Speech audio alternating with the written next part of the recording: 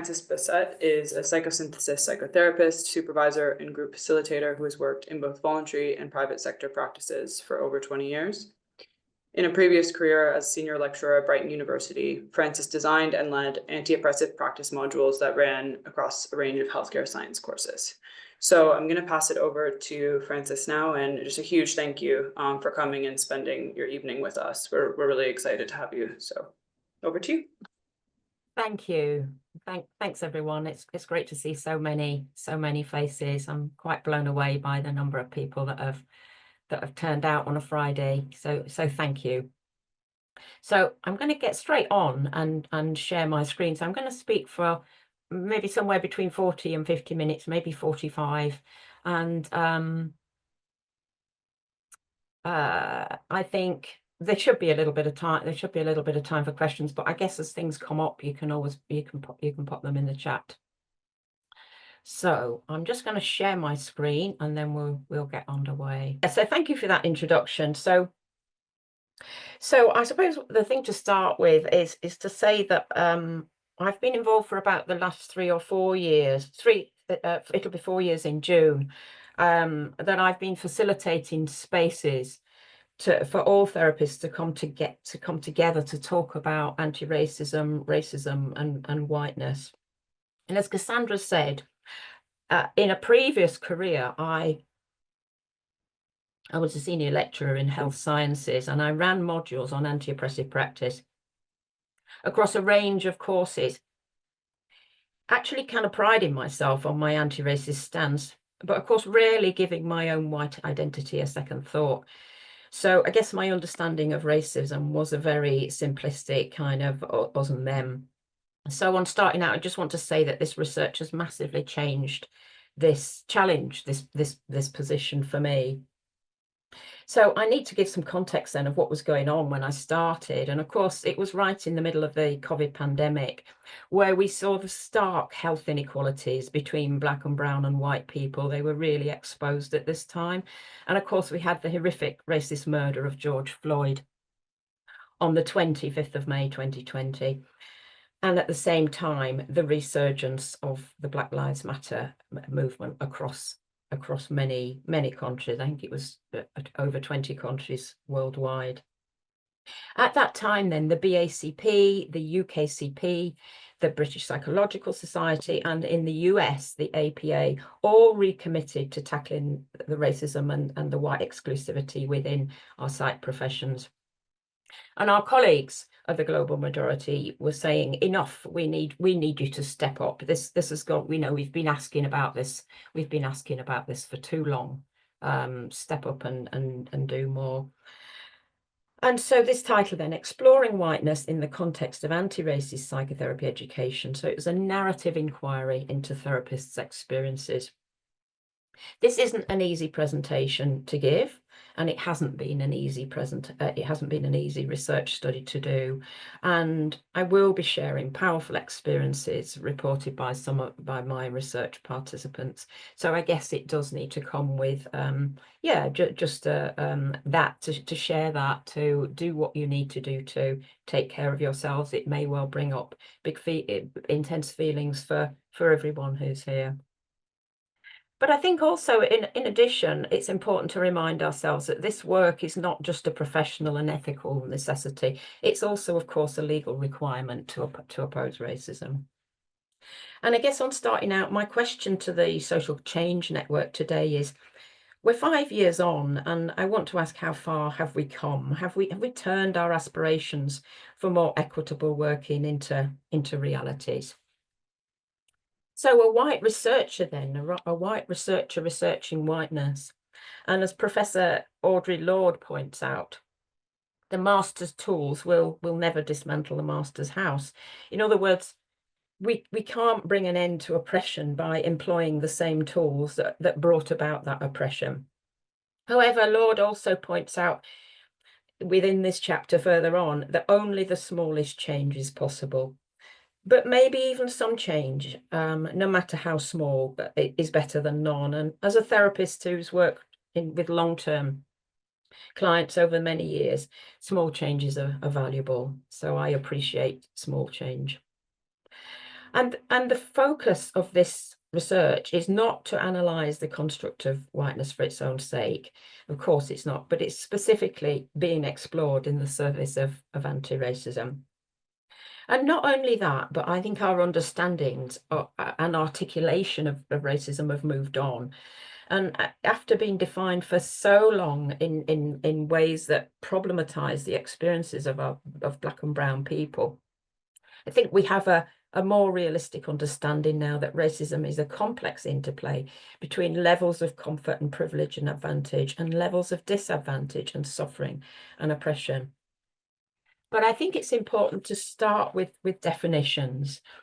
And so within this particular research thesis, I defined racism and anti-racism within a framework of this concept, racialization.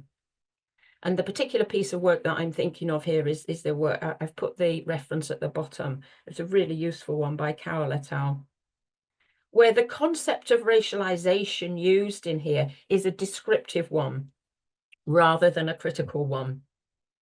So what I mean by that is, for the purpose of this research, racialization simply explains how racial identities are fluid and are constantly changing.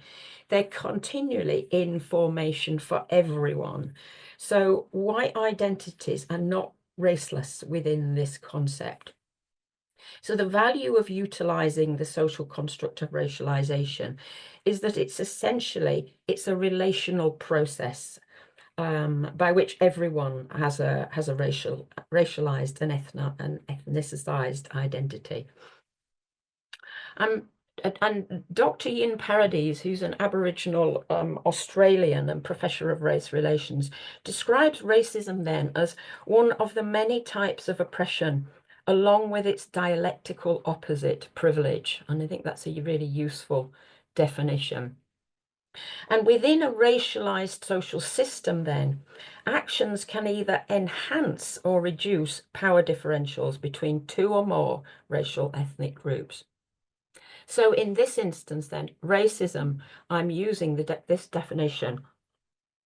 Racism are actions that increase power differentials between two or more racial groups. Anti-racism, then, is actions that decrease power differentials between two or more racial groups.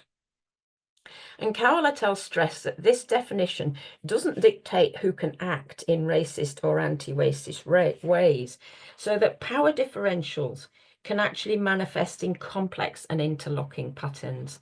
And members of both dominant groups and non-dominant groups are therefore capable of perpetuating racism and or pursuing anti-racism.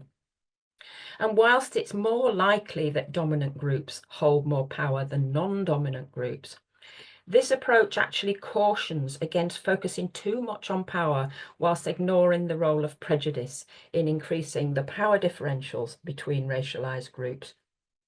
So I think what this is saying is that as a concept, racialization offers us a framework that can actually hold the nuance and complexity and avoid essentializing groups. And I think that's really important.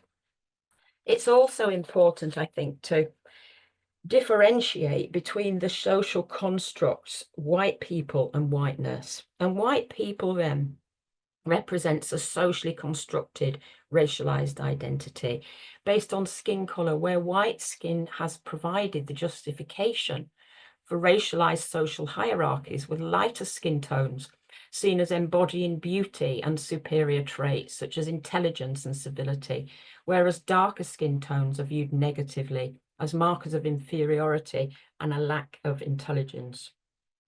The social construct whiteness then has been described as a combination of ideology, ways of thinking, epistemology, ways of knowing, ontology, ways of being, that unite all people who are identified as white together in a mutually reinforcing allegiance to and complicity with whiteness and white supremacy. And when we say white supremacy, we're referring here to a form of dominance that's so normalized, it's just part of the invisible fabric of society. And I guess you could say we now have a pretty terrible case example with Trump in the USA and everything that's currently going on as we speak. So as a starting point, rather like a pilot study, I carried out a short survey asking therapists to share their thoughts and understandings and experiences of whiteness. I sent out 154 and I received 50 back. And utilising Brown and Clark's reflexive thematic analysis, I analysed the qualitative responses. So using this method then, 4 themes resulted from a diverse group of therapists' understandings and experiences of whiteness, where whiteness was the central organising concept, connecting these 4 areas, which I named heart of the work, so it's in the middle there. And whilst these were only small numbers of respondents, when I asked about whiteness related to race and culture, the majority of the respondents felt, yes, of course, we should be including whiteness as a construct within psychotherapy education, especially when race and culture was being discussed. So the first theme then was this dominance of whiteness, and I've written here, yet invisibility. And of course, what we mean here is this invisibility relates mainly to us white people, I might add. It tends to be invisible to us. It certainly isn't invisible to Black and brown people and people of colour. So this theme of dominance then through invisibility came up time and time again in the data with words like power and superiority and in control.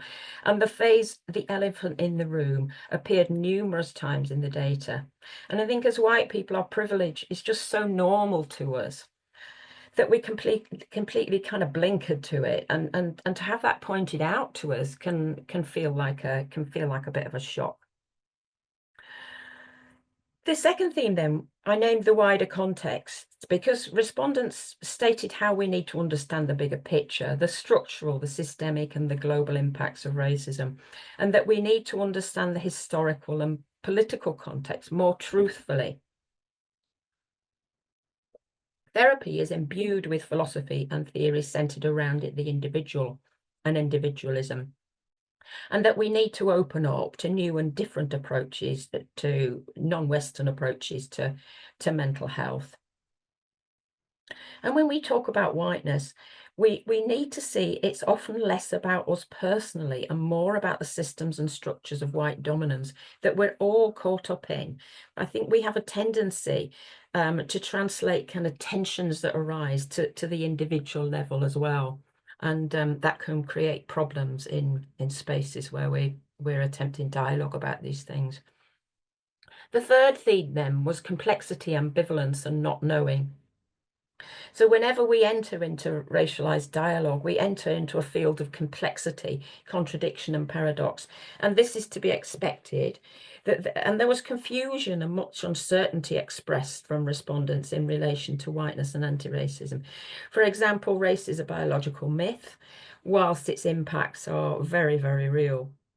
And in order to be active in anti-racism, I need to acknowledge the racism, my conditioned racism. So it's very both and rather than either or.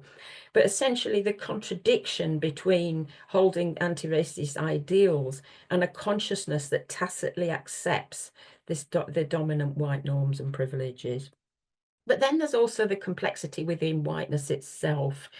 Like Black and brown identities, none of these identities are monolithic. So I think it's really important. And for me personally, I hold Jewish ancestry. So I appreciate the complexity and the nuance involved here. The fourth theme then, the importance of education. This was about the need to educate ourselves, and people spoke about this a lot in their survey responses. So I named this the fourth theme. As a profession, I think we have lagged behind and not really kept abreast of the increasing complexities of social identities. So we need to be more fit for purpose. So we kind of got left behind, I think. And one of the sub-themes within this theme of education was the need for safety in exploring these issues, and that skilled facilitation doesn't yet exist because dialogue around race is so new to the profession. So this was like my starting point, and I knew I needed to learn a lot more. I needed to go deeper. So I turned to the literature. So my next step was to explore that and inquire more deeply into racism, where I learned from both critical race theory, from theorists like Du Bois, James Baldwin, Frantz Fanon, Toni Morrison, and then the Black legal scholars, Cheryl Harris, and Black feminists like Bell Hooks, and many, many more. And because of this strong body of evidence, this gave rise to this body of knowledge and theory called critical whiteness studies. That became necessary. So well, this was a real wake-up call to me, because it was like, who knew that there was this robust empirical evidence sitting out there that had stretched back many decades. And I was curious by how, by and large, that this had actually passed us by as a profession. Well, it may not have passed Black and brown professionals by, but it had certainly, for me as a white person, it had. And I was curious about this. Why? When it is so inextricably linked to human identity. And I suppose I found many studies then, in getting to my research question, I found when I looked at the studies that there were many studies, well, not many, I suppose there were fewer British studies, there were quite a few American papers, but most of the ones I found centered on the experiences of undergraduates and students and trainees, and many more of these were from a psychology perspective rather than psychotherapy. So I kind of wanted to learn about those with many years of experience within counseling and psychotherapy. I trained over 20 years ago myself, and I'd had no input in this area. So I was fortunate to be able to interview 4 participants of the global majority and 2 white participants. And this felt ethically appropriate from my standpoint as a social justice researcher. So as you can see, they made up quite a diverse sample culturally, and whilst it was a coincidence only, they also spanned quite a diverse range of therapy modalities as well. And between the group, it was amazing really when I looked at it, because I thought, wow, there's over 100 years of experience here. And my inclusion criteria these were psychotherapists and counselors who were or had been involved in education, either as facilitators and teachers or students within the area of race and culture. So, for example, they might be in roles promoting equality and diversity and inclusion, or they may be in training roles in the NHS, or they might just have attended anti-racism training through their CPD, or they were educationalists and researchers. So I carried out in-depth, loosely semi-structured interviews aiming to explore participants' kind of broad understanding and experience. Well, first of all, I asked what their understanding of the question was, and then I moved into this area of their broad understanding of experience of whiteness within the context of psychotherapy education. How had whiteness manifested from their training and professional practice, past and present? And I just kind of kept it very open, really. I had some prompt questions, but I found I didn't need them. And so, but some of the ones that I did mention were that I sort of was thinking about what helps and what hinders the profession's learning about these things, about whiteness and race and racism. And how was it, and how is it to be interviewed by a white researcher? Did they want to add anything about that? And then participants were invited to listen to and view their listen to their audio and view their transcripts for approval, with the offer of a second interview a month later. And then I began analysing my data. And my first big wake-up call, well, probably my second actually, was to my naivety as a researcher, was that all my participants of the global majority spoke about whiteness within the context of their whole lives. All the participants had lived experience of migration to the UK, either personally or within their families of origin. So this they couldn't and they didn't separate out the psychotherapy education for me to answer the question in that way. That wasn't their experience. So this of course brought home to me my absolute privilege in being able to choose to study racism rather than live it. So in analysing my data though, I used a specific method of narrative analysis that Tolman and Head's listening guide, because this enabled me to get much closer to my participants' stories and experiences of whiteness. And it was originally the work of Gilligan, who's a social justice researcher. The listening guide then enables the researcher to delve deeply into participants' sense-making, their inner worlds, and their navigation of relationships and experiences. It's been specifically utilised in research that uncovers the psychological logic of how people live with challenge and conflict in human experience. So I spent 2 to 3 weeks with the interview data of each participant, carrying out multiple listenings, multiple readings, extensive note-taking. And this took me in much deeper than the thematizing approaches of say, Brown and Clark's, the survey that I'd done before. This took me to a different level again. And so there are these 5 stages. So the first stage then, observing the landscape and the reader response, was a kind of, what's the story? What's the overall gestalt? So I was really kind of noticing my counter-transferential responses. So it was like a mapping of the psychological terrain, looking at their overall story. And what piques the researcher's curiosity here? What stands out? What are the emotional hotspots? And what seems to be missing as well? The second part, the second stage, the listening to the voice of the self, the voice of I, what Tolman and Head call the voice of I. So I tracked all the I statements of the first person voice, and this offers a different approach to qualitative research. By simply selecting every I statement in a given passage and listing them in the exact order that they appeared, I was able to notice how they fell into, I suppose, a poetic cadence, a kind of a poetic flow, like an associative stream running through the participants' dialogue underneath the structure of the sentences. So I named these what Gilligan named I poems and I made these I poems from each of the participants' stories. And analysing this way evokes a voice that is speaking under a surface, an I who knows yet may not consciously know what it knows. So I could pick up patterns in this way, and this was utilising the notion of a self as a multiplicity of voices, an appreciation of the participants' diversity within, rather like the concept of the tuba, the rhizomatic thinking, which I think is the work of Deleuze and Guattari. So rather than being a kind of a singular, linear kind of take on the world, this is where we psychically go off in many different directions.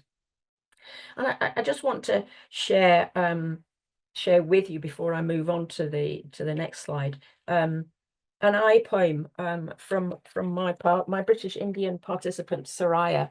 As we were talking, I was able to write to make an I poem from where I'd selected over about 2 pages of her transcript, 19 points that made her an I poem. So Soraya is speaking of her life experience and her personal career trajectory over the last 30 years, over the last 30 years, from not being able to voice her needs, not having the words to speak out around race and racism, to now having the narrative and how she'd moved on. And this illuminates Soraya's agency at different points. Her early years within a white-dominated patriarchal profession, her studying and career progression, attaining her doctorate to becoming an academic and leading others. And Soraya's growing up within the Indian caste system provided a backdrop to her life in the UK. And by speaking out, she's developed a way of managing her emotions about race and racism and whiteness. So it's essentially about how she's made meaning of this, whereby she experiences anger, but it's as though it's less problematic to her now. And she suggests that her age and her life experience and having hope has all helped. So that being part of a white-dominated profession and organization has been a complex combination of both advantage and disadvantage. For Soraya. So I'm just going to read you. So I pick out the I statements and then I add just a few of the verbs around it. So it goes as follows. When I trained, I remember I came under HPCP. The only thing I could articulate. I think trainers are frightened. I did my doctorate. I taught diversity. I did a lot of work. I've come across it again and again. I don't feel angry about it anymore. When I first came to this country, I could never imagine. I came from a country with a caste system. I don't get angry, but I don't not. As if I'm being put. I will always name it. That's what I do now. I'm a bit older. I'm hopeful. So I hope that just gives you a flavour of how the I statements give a succinct kind of glimpse into Soraya's journey from kind of not knowing to meaning making to integration. So it's kind of like a turning, allows the researcher to kind of turn up the volume on what's been said under the words. So that makes the third stage, the developing the contrapuntal voices. They kind of evolved quite organically, where contrapuntal originates from musical notes chiming together, this kind of polyphony of voices. So I retrieved 14 voices across the 6 participants. And from there, I looked at the relationship of different voices to one another and the interplay between them. So this involved, again, multiple pens and highlighters and lots of reading and lots of marking and lots of laying stuff out all over the floor. So in order to distinguish the uniqueness of each voice, so I might highlight one voice in bold and then put italics on another or underline another. So for example, Maria, my Ecuadorian psychoanalytic participant, spoke with what I called her fighting voice. I called the voice keep pushing, keep fighting, because something gets through. And in addition, she also spoke with a violated, traumatized voice. Also a voice I named her conscientious and grateful voice. And Natalie, my British Guyanese participant and systemic family therapist, spoke with her voice of lived experience of racism, as I named it, which was closely followed by her power, resistance, and resilience voice, in addition to what I named her making lemonade voice, where she made the best of extremely traumatizing racist experiences. And she told me about how her mother in Guyana regularly was in touch with her, and she'd recounted a story where she'd experienced awful racism, and her mother had said to her, when life gives you lemons. And there were so many examples in her transcript where she really did do that. So I named that her making lemonade voice.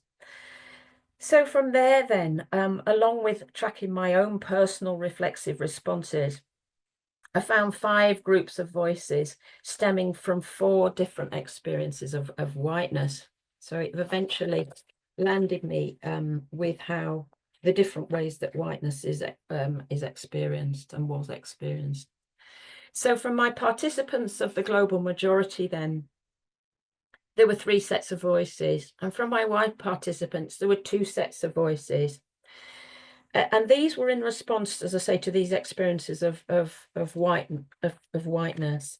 And they were whiteness as violence, whiteness as hegemonic orientation. And there was a theme of needing to conscientize whiteness. And then there was a theme of whiteness as whiteness as ambivalence.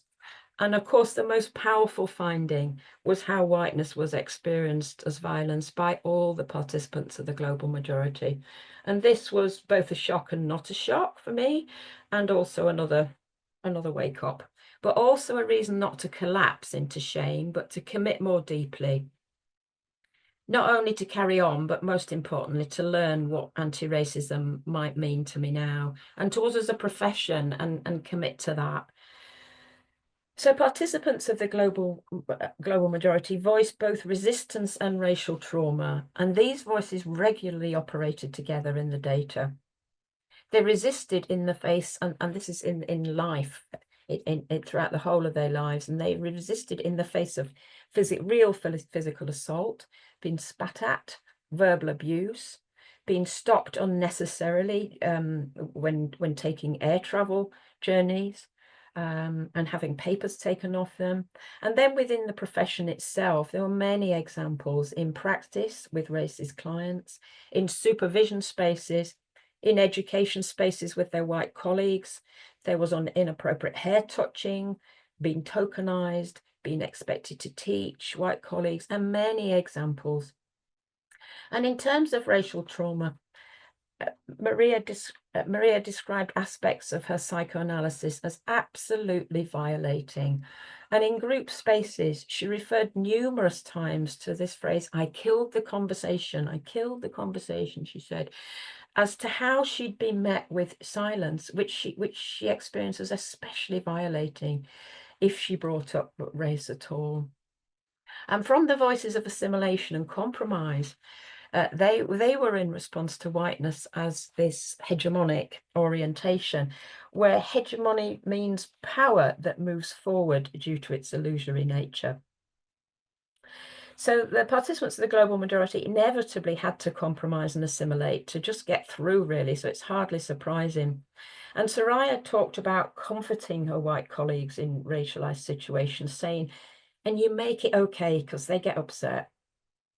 But there was also real gratitude that linked to these voices too. Loyalty to the profession, loyalty due to the sense of belonging that Maria felt for being in the profession. They honed me, she said. They're lovely people. And she said that with real authenticity and authority. And so it was complex and frequently contradictory. And from my white identified participants, there were voices of passionate anti-racism in response to the need to conscientize whiteness.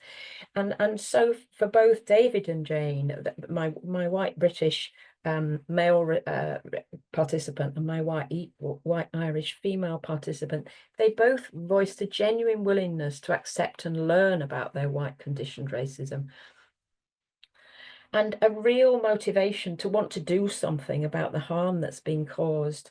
And they spoke very honestly about this when they thought that what they thought about the profession, where we were in that. But then there were also voices called what I call voices of pushback, which represented whiteness as ambivalence.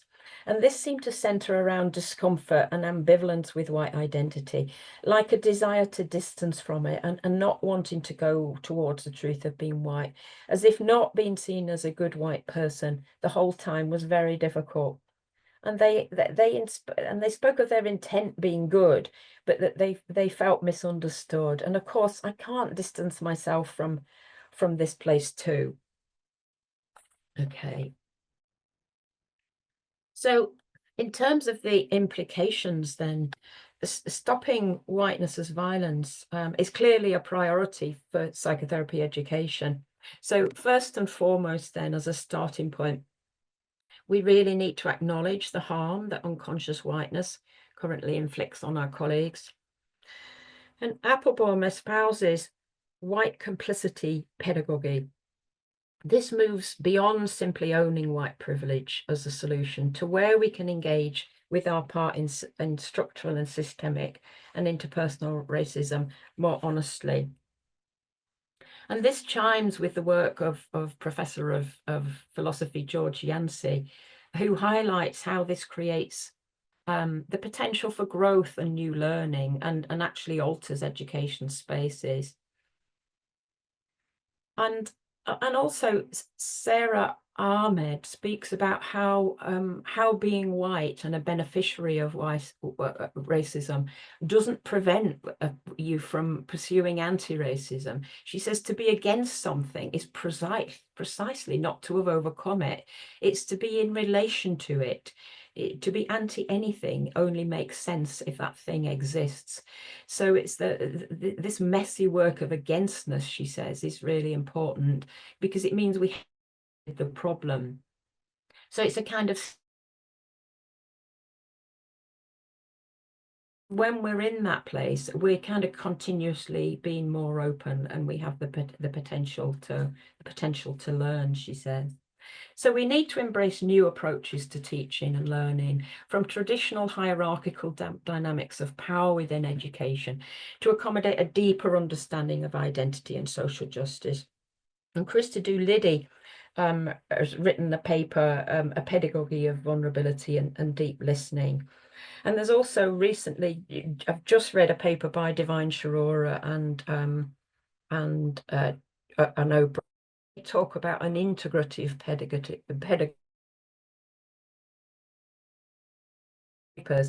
So I think really what we're saying here is this is where facilitators and teachers can learn from their students and trainees' lived experiences. So for example, rather than introductory sessions at the start of training, rather than asking where you're from, we could be asking where do you know from, for example, because this fosters kind of more humane and relational co-learning spaces where everyone's lived experience is valued as knowledge, and where accepting our vulnerability means we can allow ourselves to actually get things wrong, which in turn I think make the kind of cortisol and adrenaline flooding feelings that we all experience less likely. And this is going to take, this obviously will take time and commitment. So we also need to disrupt whiteness as this hegemonic orientation.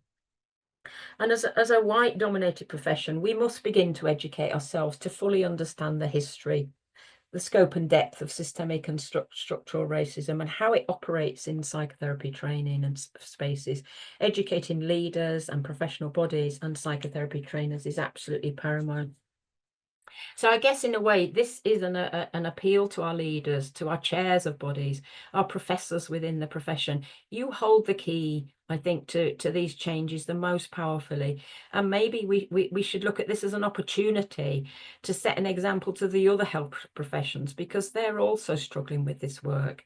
You know, if we're the profession that can talk about difficult stuff, let's show that we can do this, that we can learn, that we can modernize and step up. And Black psychologist and academic Kinuani says this means understanding how our racism operates at numerous and complex levels, historically, structurally, systemically, institutionally, and with the everyday groups that are part of our education. So this requires a deeper humility and a reflexive, what Zach Foss calls a reflexive vigilance, whereby there's structural and epistemic damage caused by white normativity is acknowledged, and requires that white professionals find new ways of being with these embodied states of complexity and not knowing, and where holding space for the paradoxical is accepted. And I guess for me, accepting actually that I don't know how to do this is has been a big part of my personal, well, what I would call unlearning. So I think it's been a seeing and stepping back from our internalized kind of sense of importance, really. And also, and starting to recognize when we're needed for support by our global majority colleagues, but also recognizing when we're getting in the way. And as I say, when we need to step back. And that's a work in progress, I think, for me as a white person. So understanding and counteracting white ambivalence. So white racial identity is imbued with ambivalence and contradiction. And studies show how white students display, and qualified practitioners as well, display highly complex and multiple forms of resistance to racialized discourse, which slows anti-racist progress in classroom situations. And I read a couple of studies recently that showed how we respond not only with unconscious microaggressions, but also with unconscious micro defenses. And white Jewish analyst and psychotherapist writer Neil Altman, in his book White Privilege, stresses that this is to be expected, whilst letting go of these behaviours must be an ethical priority, requiring long-term commitment. So for me, again, this is about it's about that there isn't a quick fix. This is for me, this is a lifelong journey of learning, and for all of us, I guess. So in terms of conscientizing whiteness, then, despite the stark findings, 5 out of 6 of the participants actually spoke of hope, and that there was evidence of positive changes in culture already happening. And I want to just share with you a conversation that I had with Anne. So I'll just share some of Anne's words here. So Anne, who is an integrative therapist working within the NHS, describes herself of mixed racial heritage, British African, who within growing up in a part of rural England where the National Front, as she described it, were homegrown. And she recalled how seeing her Somalian mother getting thrown off the bus for not having the right money, she said, whilst no other kids' mums were getting thrown off the bus. And Anne, who was also came very close to being seriously injured when a white boy on a bicycle tried to run her down as a child. But she speaks of hope in how she sees things changing for the better in the NHS, with white colleagues exercising more awareness of racism and developing the skills to oppose racism. And I said, well, how? How do you mean? And she says, well, my boss at work, she's been doing the work. She recognizes her biases. She's open about them now, which she wasn't before. She did the White Allies training, and that really helped. And there was a senior group of 6 of them that all did it. They all went on it. And then they came back and we questioned them in terms of what they'd learned. And what I actually noticed was a genuine desire to change, not just within the NHS, but within their families. They were coming back and they were like, now I have many more conversations with my children, with my friends. I'm an ally, so I stick up for people when I hear things that are clearly wrong. And she shares how she needs the support of her anti-racist white colleagues, as this bolsters her hope. White colleagues engaging in anti-racism work lifts her spirits and keeps her despondency at bay. And she goes on to say, well, it helps me when I'm stuck, when I think there's no change possible. I then become set in this idea that this is how it's always going to be, that this is how it's always been. Like, this is just a phase in time. And then when I actually see someone who I thought was impossibly white, she says and laughs, do some of this really difficult work, and they admit the shame. She says, oh, she pauses, and when they listen, when you sort of say, actually, when you said that, it was really painful. And they're like, oh my goodness, of course it was. I'm so sorry. I'm going to work on that part of myself. She said, it gives me hope. Of course it gives me hope. That's where I have to get my hope from, that there are allies, people who are able to protect me, as well as speak up for me and speak up for themselves. And Anne continues with this. And later she says, I hope I'm not being naive, but I have to have hope. Otherwise, what's the point for me? What's the point? So this shows the sort of complexity of the feelings and experiences in a shifting narrative. But in the follow-up some weeks later, she again wonders if she's been over-optimistic and points to some experiencing some difficult feelings linked to her having paler skin and to her proximity to whiteness, and to perhaps having it easier than some of her Black and brown colleagues. So I hope that just gives you a flavour of how I conceptualize this kind of co-created wheel of hope. So the wheel can go in either direction, with each section connecting. And I'm just aware of the time, so I'm gonna go a bit quicker if I can. With the co-creation, then whiteness and white privilege become part of the dialogue, where there are safer spaces. I don't say they're safe, I say there are safer spaces for voices of the global majority to speak if they choose. There's greater transparency and openness in racialized dialogue. And so anti-racism becomes a shared aspiration. And no, we're not there. Words don't equate to completion. And saying isn't the same as doing. But this co-created wheel then is linked to the ability of the profession to develop a narrative to speak of whiteness, so that the need to protect white fragility no longer exceeds the need to engage in open dialogue about race and racism. And the wheel promotes safer spaces where minoritized voices can proliferate in their lived experiences, and where whiteness can be talked about with less defensiveness and more transparency. And at the other side to this then, where whiteness remains an unmarked category, I named this the wheel of hopelessness. So from this climate of hopelessness, whiteness remains unmarked and defensive. Minoritized and globalized voices continue to be problematized or silenced even, and white dominance and elitism prevail. So everyone kind of stays invested in this kind of avoiding dialogue, this kind of least said, soonest mended approach. A race and racism and racial trauma continues. So I guess a key message of this research is, yes, we do need to end the illusory nature of white racial identity, not to blame, shame, cancel anyone, patronize anyone, but to find more transparency in aspiring to anti-racism together. This is about all our abilities, and we all have a role to play in that. So the co-created wheel of hopelessness then reinforces the status quo via its normativity and raceless regime. White hegemony prevails and remains largely unconscious, especially to white therapists. It remains ubiquitous in recreating racial trauma and ongoing inequity, and it continues to operate by cancelling out minoritized voices and perpetuating harm. So I just mapped this a little further to demonstrate the value of everyone having a part to play in anti-racism work.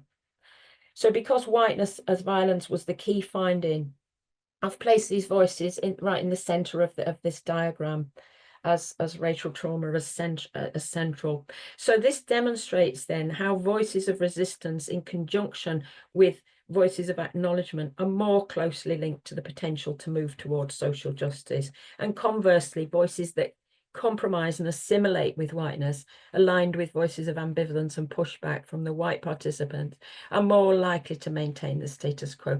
And whilst obviously this isn't an absolute, it's just one small qualitative study, I think it just gives a flavour of where we might go if we can open things up a little bit.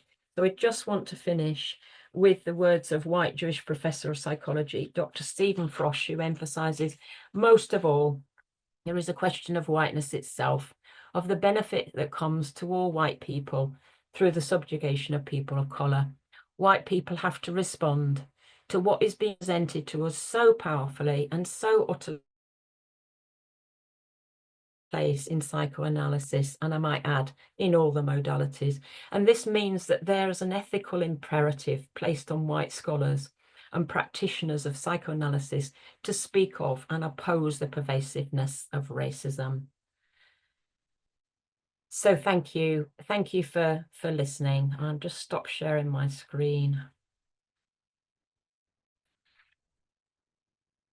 Brilliant. Thank you so much, Frances, for that really sort of generous and thorough presentation on your research, which sounded so sort of embodied and intentional and needed. I think I'm just struck at the timing of this conversation, and it just feels more important than ever, given the sort of attack on EDI and all of it. So just ever grateful for this work.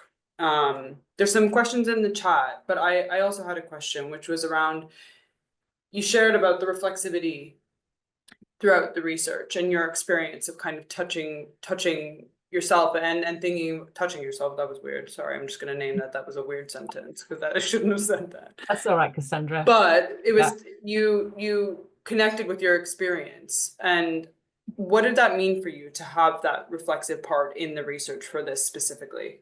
Yeah, well, it's very painful, and it is very painful, and I still do experience quite a lot of shame in these conversations. So it's a feeling of unsettledness, really, but I think that's kind of necessary if we're to move beyond this kind of stuck place where we don't talk about this stuff. I think we've just got to learn to find the narrative. But I started off by trying to incorporate my stuff in there, but my participants of the global majority stories were so powerful that I made the decision to kind of annex that into the appendices. But it's all in there, so it's messy and it's ongoing, and yeah, it's very consuming. Yeah, and I think you named that it's a lifelong journey. Yeah, It's not something definitely. with an end point. No, there's nowhere to get to. We can't stop having a white conditioned identity, but we've just got to keep working on it, I guess. Hmm. There's some questions in the chat, but I've also noticed that someone called Tom has their hand raised. So Tom, would you want to come in and ask a question? That better? No.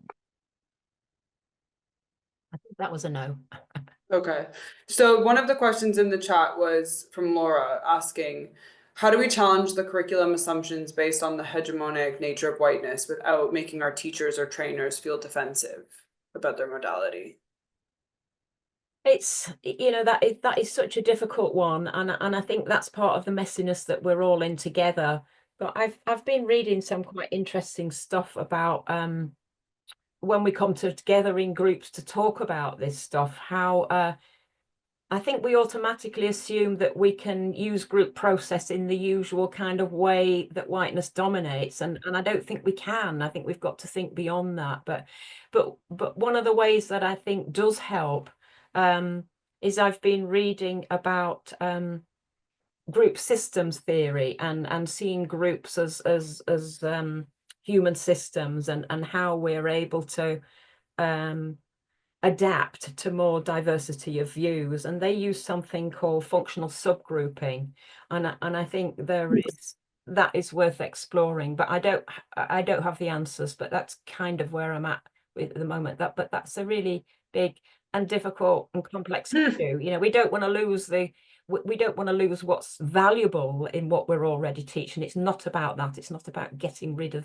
stuff that works in our work, but it's about just taking a different approach to education. It's more of a deep dive rather than a reaching peaks, I think. But And the messiness of it, I think you mentioned in the presentation and again now of this is going to be terrain that doesn't feel linear, it doesn't feel, and all the things that like whiteness promotes. So we have to really sit in that discomfort of unlearning. There's one more question, and I'm aware of the time. So we do go to 6 p.m. and I know, Frances, you need to leave at 6, but we will have 5-minute break and then a bit of community space to think through these things together if we wish. But this question that just came in from Diane, what are your thoughts on the resistance of EDI for some members of our profession highlighted within the elections for chair within the UKCP?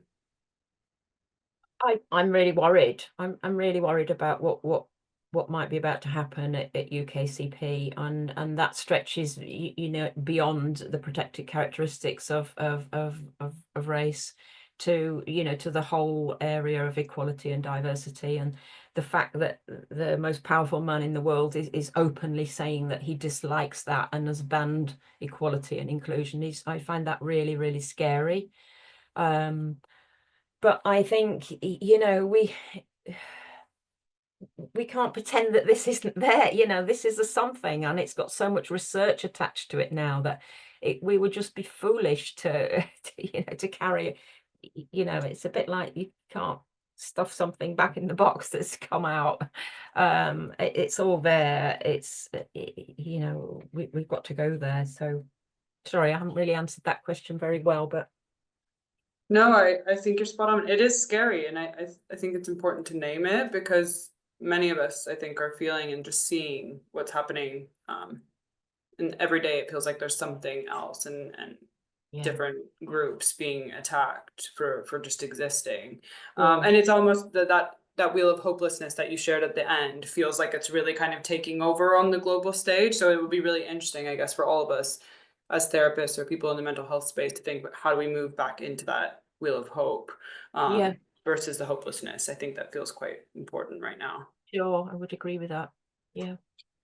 And I know we have a minute left and there are still some questions in the chat, but I just wanted to ask you about the workshops that you run in person on this topic. And I just thought it would be a good idea to hear more about that before we have a Yeah. quick break. Okay, just bear with me. I'll just be diving to get something. Yeah, so I made a few little notes around this. Yeah, so I've been co-facilitating spaces to talk about race and racism for 3 years. I'm just about to go into a 4th year.